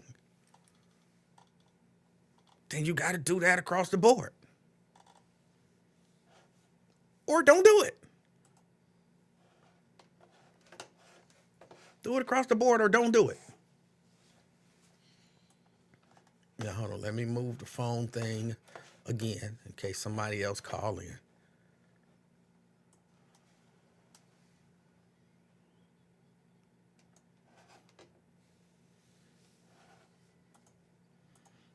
Okay. Stealing and drug selling ain't always wrong. What about the people who do it for necessity? All right. And look, if that's your position, it's all right to steal. It's all right to steal sometimes. I understand that. The example that we were using in particular was not about stealing out of necessity. At least I don't think so. Anthony, if you had stole those honey buns, were you going to die of starvation? I never asked that question. That's a legitimate question. If you had not stolen those honey buns, you all right? Yeah, I'm going to the bathroom. Okay. Well, hurry up. We don't want no accidents. I had to choke you. I do actually choke her, but just a little bit. I'd grab her neck and shake it, and she thinks it's the funniest thing in the world. And then she'd tell her mom, Grandfather choked me today. She'd be grinning, and her mom would be like, what? I'm not going to choke her. I don't remember what I was saying. Oh, no, I was just trying to clarify if starvation was on the table. And that was why he was stealing honey buns. Let's see. What else is going on out here in these streets? The first story that pops up is these young people getting shot. For knocking on the wrong door, for getting in the wrong car, for driving in the wrong driveway, for somebody's ball going into the wrong yard. But we love children. We love them. Key. Hey, what's going on, Emanuel? How are you? I'm doing good. How about you? I'm doing okay. Just calling, to support. Everybody like, subscribe, thumbs up the live, and comment in the chat and all that good stuff. All right. How you doing? I'm doing good. Oh, okay. I'm glad you on today. What treat you get to eat today? I totally forgot about that. Don't tell me you forgot. No, but hold on. It ain't hard for me to find something sweet to eat. I I had know to. because I was like, oh, I can't wait to see this show, this happy ending today. Did Trust you me, go rewatch that one from the last time I told you about? When you talking about some no, I did it wasn't not. that. I'm like, yeah, you was giving that Twinkie a happy ending. I did not go back and watch that. Okay, well go No, back and nobody wants to rewatch. see that. So you can see what I'm talking about. I even heard Mr. Lincoln talking about it. So if Mr. Lincoln talking about it, then okay, it's something for you to go work for you. Go back and watch. Don't delete it though. Well, hold on a second, Key, little baby. Do this. Go upstairs in my room. Next to the couch, it's a brown or it's a little plastic bag with some chips and some cookies in it. Bring it downstairs. Hey, Daryl Carpenter. Hey, I'm shouting out people while he talking to the little baby. Hey, LaDonna. Hey, Miss Brenda Early. She AP, doing if you in shout here, I ain't outs. see you comment in the chat. All right. So she going to get the sweets. Okay, and I'm just saying hey to people while you occupied with that. All right. Let's see if the little baby follows my instructions. Because the little bag is sitting right next to the couch. Oh, okay. So let's see if she find it and bring it down here. Unless she sees something else she like that the other day when you said it was something on the table, and she was like, "This man," you was like, "Did you get it on the table?" She was like, but it's my mama's." That was an honest misunderstanding. Her mama cleared that up for me. Her mama had just bought. I had one of those little dollar tubs of Oreo cookie minis. Oh, okay. And I had bought some and put them on the table. Well, apparently her mom had just bought her some, so she had them in the car. But when they got out of the car, she forgot and left hers in the car. But when she comes into the house, she's what, 5? So yeah, and she sees them and she's like, "Oh, there's my cookies." So okay. it was an Okay. honest misunderstanding. And she was serious, like, "These is mine." I'm like, "They not yours. What you talking about?" So then her mama explained it to me, and I'm like, okay, she really thought they were hers. Oh, okay. Hey, CK, keep your head up. Miss Janine, no, I'm not in the chat. And the reason why I'm not in the chat, can I say this, Emanuel, or? Sure. Okay, I'm just asking because it's your channel, so Yeah. and I'm not taking over his channel. The reason why I call is because people in the comments, they like hearing me talk, and then it's interaction with Emmanuel, and then also too it helps you all comment in the chat, and some of these comments be hilarious. So like if I'm giggling and all that other stuff when we talk about serious topics, it's because Emmanuel's facial expressions and the way that his banter is, it makes me laugh. But I'm not laughing because of serious topics, because I take stuff that's serious. Like he was talking about domestic violence and all the other stuff. I take that stuff serious. But I'm not in the chat just because of negative energy and negative people. So I don't comment and then don't want to go back and forth with negative people. So that's why I always call in. So I'm not in the chat, everybody. Sorry. All right, for those that hold won't on. be in the chat. Hold on another second, Key. Okay. First, She back with the candy? she didn't bring it. She said she didn't see it. First, give me my mousse. Okay, I'll Second. just interact with the people in the chat. Second, okay, go Okay, upstairs. what's going on, y'all? You know where I sit? Hey, in Lady my K. seat. I'm going to keep y'all occupied while It's he's like trying to find this a bag. this Hold on, candy. it might not be on What the floor. happy ending y'all think he's It going might to get be this on the candy? couch. If anybody ain't see that video, it was Huh? like the last Friday that he did a video, It's in a and he in was a giving bag, that a little Twinkie the plastic happy bag, ending like of his this. life. But the bag is like black. It's in a black plastic bag like this. Okay? Hey, Lady K. So it's either like sitting right here or it's sitting right here. Hey, Anthony. Okay? Go check it out for me one more time. Leave my mousse here. I had to take the mousse. I always. No, I'm not, Miss Janine. All right, I'm back. Okay. I'm back, Key. I'm sorry. Okay, I was just occupying the chat for you. All right. But what's on your mind? What's on your mind? Oh, nothing. Just calling to support, say hey, and just clearing that up as far as being on your channel and stuff like that. Yeah, I know. I want to co-host, Daryl. You think I should? Daryl said we should be co-hosts together. You just doing your whole show. Ain't nothing wrong with that. I ain't mad at No, you, look, ask the chat. I was keeping them occupied while you was ignoring them and trying to Okay. get your candy for your happy ending. I'm not sure what that means, but Watch that video. Hey, Reese. well, Let's all see. right. Is that it? No, that's not what I'm saying. That. Okay, yeah, that's all. Yeah, that was fun though, interacting with them while you was trying to get your happy ending candy. All right. Okay, you enjoy your weekend and the rest of your day and your grandbaby and All your right. wife. You All do the right, have a same. good one. Talk to you next time. All right, Key. All right. That was Key. Key took over the show for a minute. I ain't mad at her. I ain't mad at her. Hold on. I think the little baby coming back. You find it? No, What? I was checking. Oh my goodness. No, I'm not gonna go up there and get it. So it won't be no toast today. But when I go up there, you're gonna see it. And you're gonna say, I didn't see that, grandfather. And I'm gonna be like, it's right there where I told you. I was looking. You didn't look good. Yes, I did. No, you didn't. You did not look good. I'm gonna find it. It's gonna be right where I said. It was a stack of cookies and some bags of chips.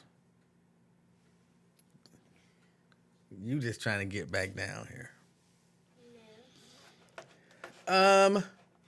Somebody asked me who I had in the fight.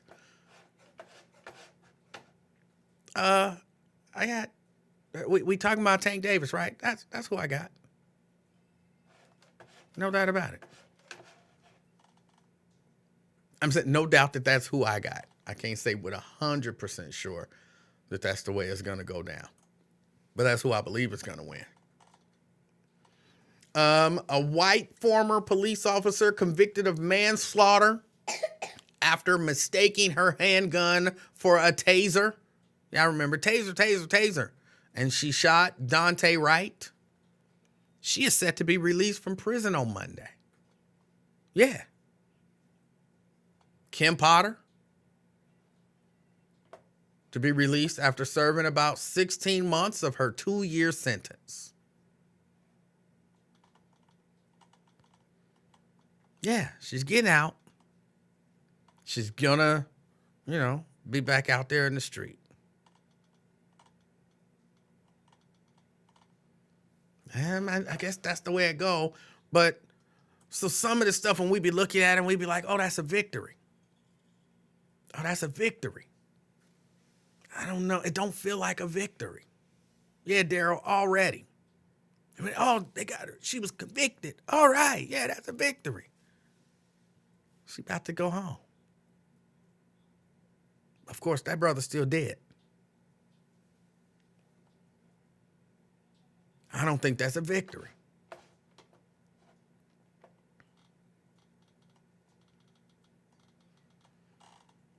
Let me see. Andre said, you heard about them centers. Hold on. You heard about them centers where people can get high in a safe place and then they can get Narcan if they OD. Yes, I did hear about those centers. I've talked about those a number of times. I don't like them. I understand them, and I understand addiction is addiction. If you have an addiction, there's a good chance you're going to do it anyway because you're in active addiction or whatever the appropriate terminology is. And you don't want people ODing and dying. Definitely don't want that. But I feel like things like that and centers like that encourage people in their addiction.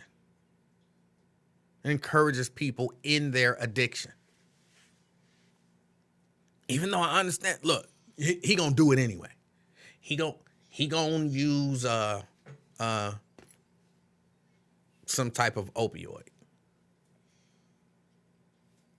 If he do it here or if he do it in a corner somewhere in an alley, he gonna do it, and there's a chance that he'll OD. We don't want that, so let's give him a safe place to do it. And to me, that's almost the same mentality of parents who say, well, kids gonna drink anyway. It's better if they just do it at my house. Kids gonna have sex anyway. It's better if they just do it at my house where it's safe. I'm gonna provide them condoms, and they gonna be out there because they gonna do it anyway, so they might as well do it here where I can watch over them. You know, it's like, you won't watch over your kids having sex? You gonna watch your kids get drunk? You're encouraging the bad behavior, but I understand the mindset. I just don't agree with it, but I understand the mindset behind it. I really do.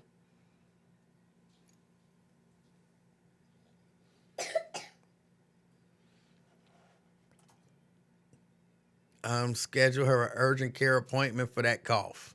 I'm not scheduling her nothing for that cough. She fine. She's already been to the doctor.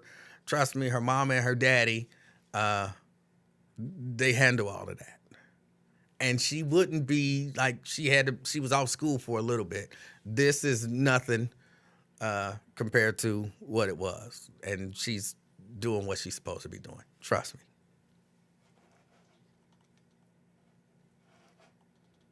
But yeah, now I'm not with those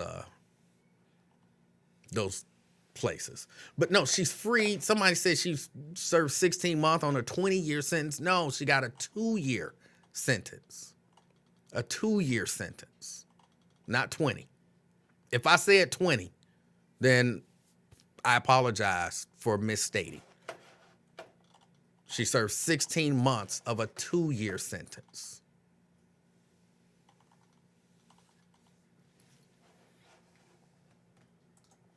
But she's getting out. She's scheduled to get out.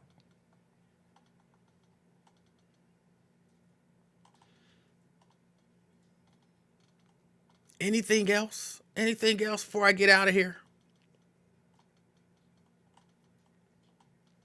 I have to say, as I'm wrapping up, I'm rooting for an NBA wise.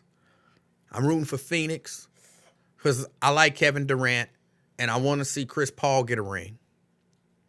I'm rooting for some of these. They're going to seem like you can't root for all of these people. But I guess what I'm saying is any of these teams, I'm very comfortable with them winning. Phoenix, kind of maybe in this order. Phoenix, Golden State,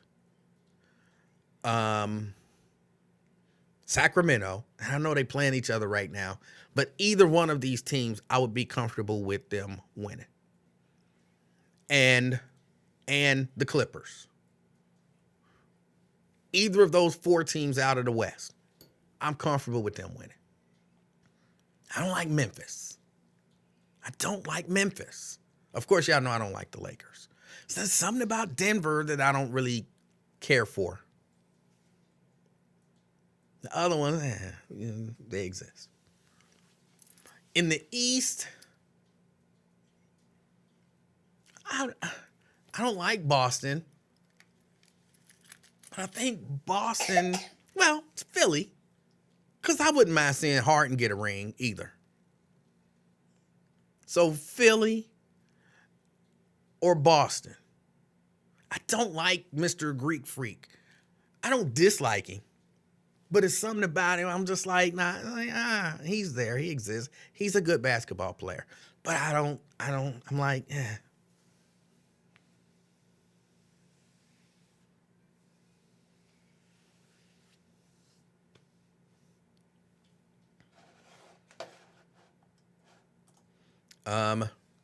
Samuel says, so are you ready? Are you ready to watch some football since Magic Johnson is going to be an owner? He's not going to be a majority owner.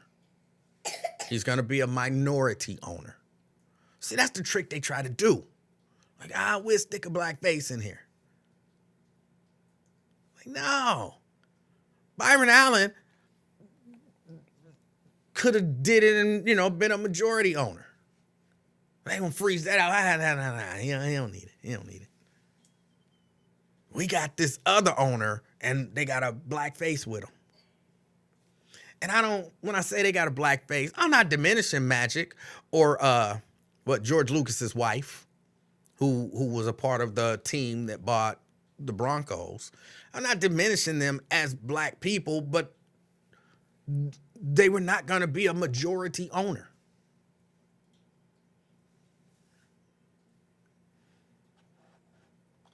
If I could become a minority owner in a sports franchise, I wouldn't say no. So I'm not against them. But at the same time, if I had the money and the wherewithal to be the majority owner, which y'all just said, well, we ain't selling to you, that would be a problem. So no, he's not a majority owner. And that's what I said. If they get a black majority owner, then I'll be back.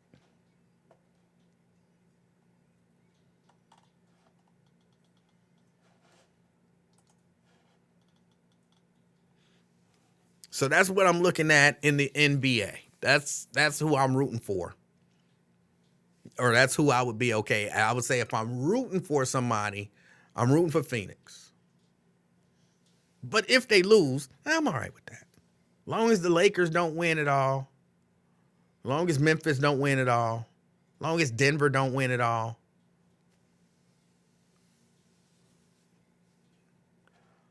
Daryl say he can't stand the Clippers. Wow, what you got against the Clippers?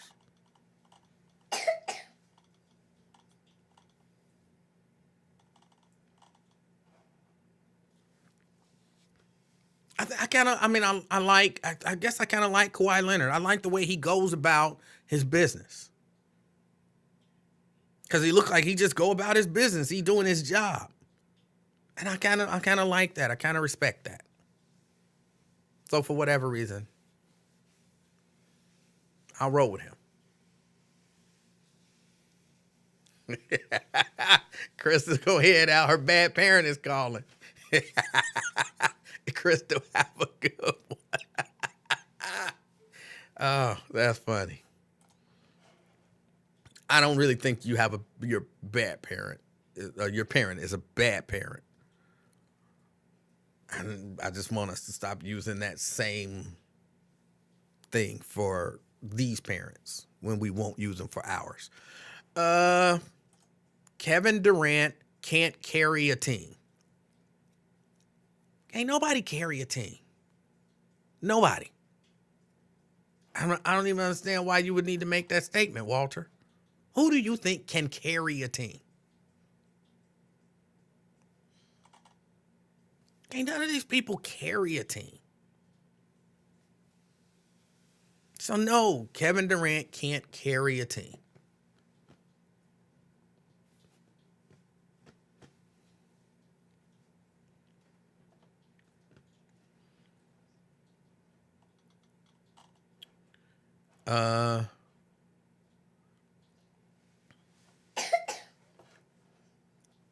Nikki Carter, he don't get the same criticism like LeBron does. I'm not sure who you're talking about. Lewis says Michael Jordan carried the Bulls. No, he didn't. No, he didn't. Maybe our definition of carry a team is different. Look, you could say Michael Jordan carried the Bulls if it was Michael Jordan and a whole lot of other no-name guys. Scottie Pippen was not a no-name guy. Dennis Rodman was not a no-name guy. You know what I'm saying? He had there were other very good players on that team. To me, carrying a team is you're good, everybody else is kind of trash, and you carry that team. Can't nobody do that. Can't nobody do that.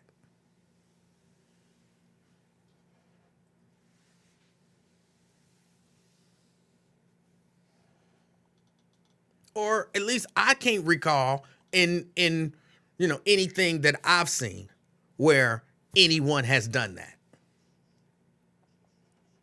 LeBron carried that first Cleveland team to the finals. He didn't. He didn't. Now, again, I can't remember everybody who was on that team. But he didn't. So Again, based on my definition, you saying everybody else on that team was trash. Like, not even decent, trash.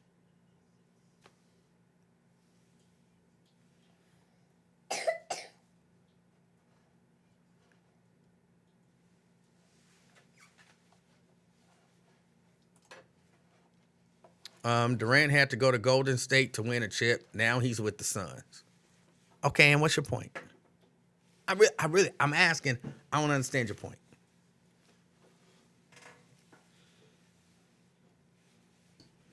Like, everybody had to go somewhere to win a championship.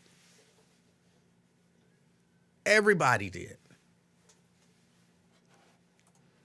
You can't remember because they were bums. No, I can't remember just because I can't remember. What you doing, little baby?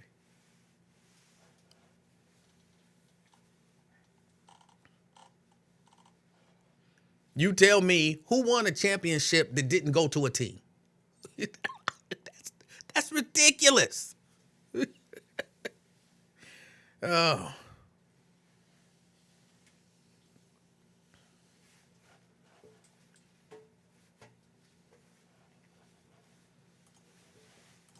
He's talking about the first team that went to the finals and didn't win, Wyatt. The team that went to the finals that didn't win.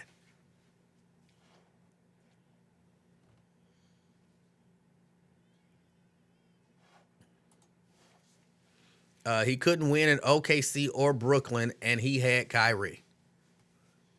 Again, I'm still not understanding your point. I'm not understanding your point. As is the history through the NBA, at least to my knowledge, or my knowledge of the NBA, players move from team to team. So you might be on a team with like a good guy and a lot of other guys that ain't that good, and y'all can't all put it together and win a championship. So they got to move other people out and put the pieces together to win a championship.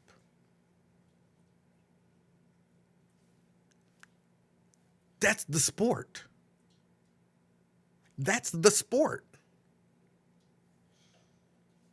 It just is.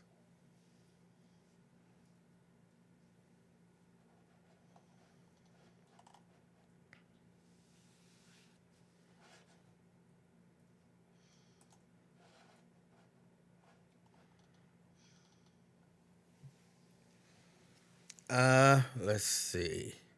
Anything else? I got to get ready to get out of here. COVID is definitely dead, E-Man. I don't think it is. It still exists. People will still get it. People will still get sick. Some people will still die from it. Some people will recover from it. It's not gone. It's not taking as many people out as it was before.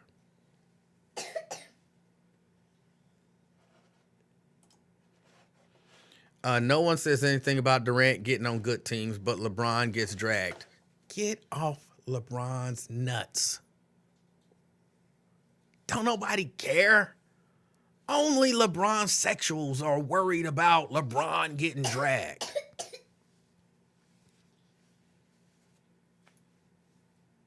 You want people to say bad stuff about Kevin Durant because people said bad stuff about LeBron James. Get off his.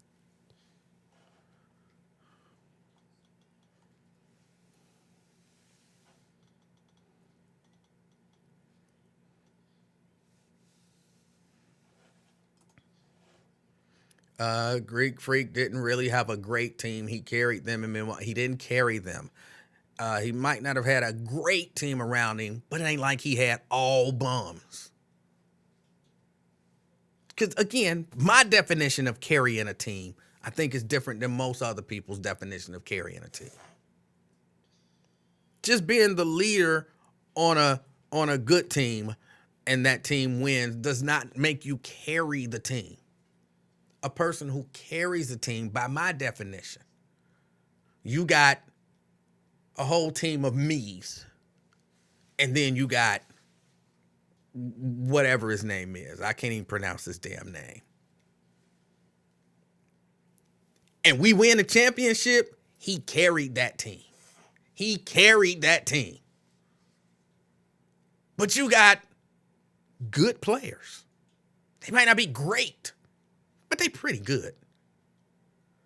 And y'all work together, you lead, and y'all work together and win. You didn't carry the team. You led the team. But again, we have different definitions of what carrying a team is. Walter says, it's a double standard. Stop crying. Do he give you money to ride his jock like that? I'm just curious. Like, I don't really hear that about no other player except for y'all who do that. Do he give you money to ride his jock like that? So what? It's a double standard. And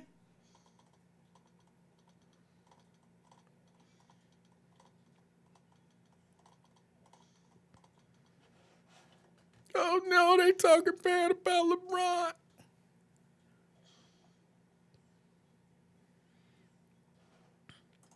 Again, we have different definitions of carrying a team. We have different definitions of carrying a team.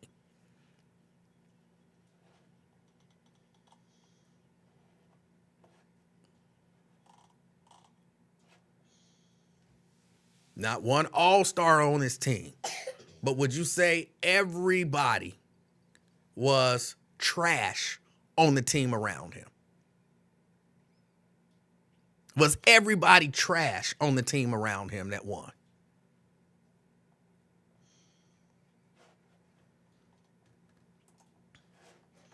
Stop it, E-Man. It's the same with y'all MJ fans.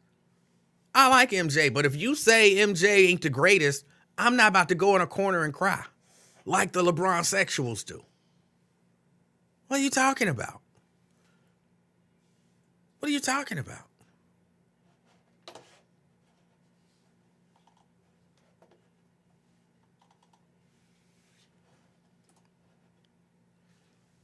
Nat is telling Wyatt, Middleton has been an all-star, and so has Drew.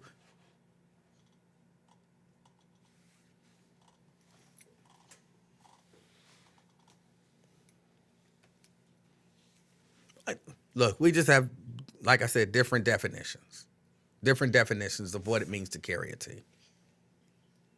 I can't think of an instance where somebody actually carried a team. Somebody might, have a much heavier load.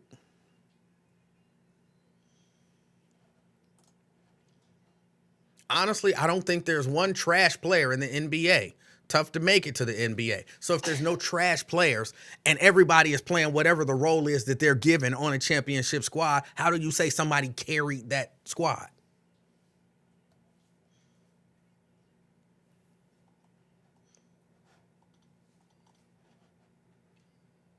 But again, I think we're talking about different. You're saying what the leading person on the team carries the team, maybe. Okay, if that's the case, then on every squad, somebody carried the team.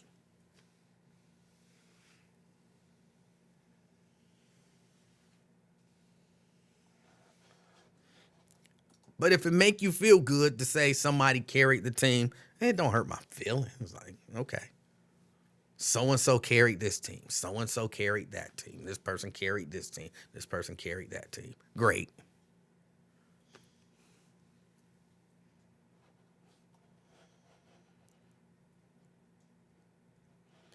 All right, y'all. I got to get out of here. Wyatt, are you going on today? Are you going on today? Walter, he says Golden State beat Kevin Durant and OKC, and he joined them the next year. Okay, and I'm not sure what your point is. Wyatt says he'll be on in 5 minutes. Y'all get ready for Wyatt. Get ready for Wyatt.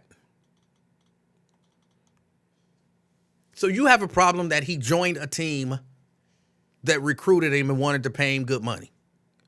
He should have said, no, I don't want that money. I'm going to go somewhere else where, where we losing and get money. You mad because a person took an opportunity presented to him. That's reasonable. I understand that. That's reasonable. That's the message that we should send to, in particular, black males. When you are presented with a great opportunity, turn it down. Because if you don't, we won't respect you. Yeah, that's a great message. That's a great message. Oh, so y'all, that is the message now. That is the message for the day. If you take nothing else from this show, young black men, if you are presented with a great opportunity financially and to be a success in whatever your chosen field is, turn it down.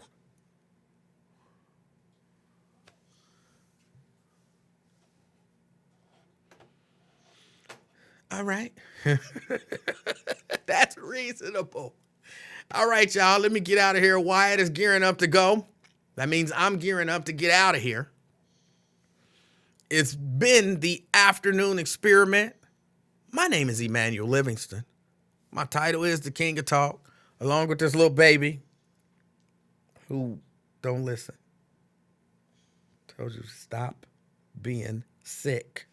I can't. Yes, you can. You can. Did you try? No, So try. I can't. What do you mean you can't try?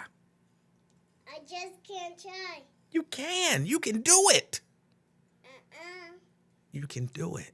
No. I'm going to have to teach her. I'm going to have to teach her. All right, y'all. I hope y'all have an amazing weekend.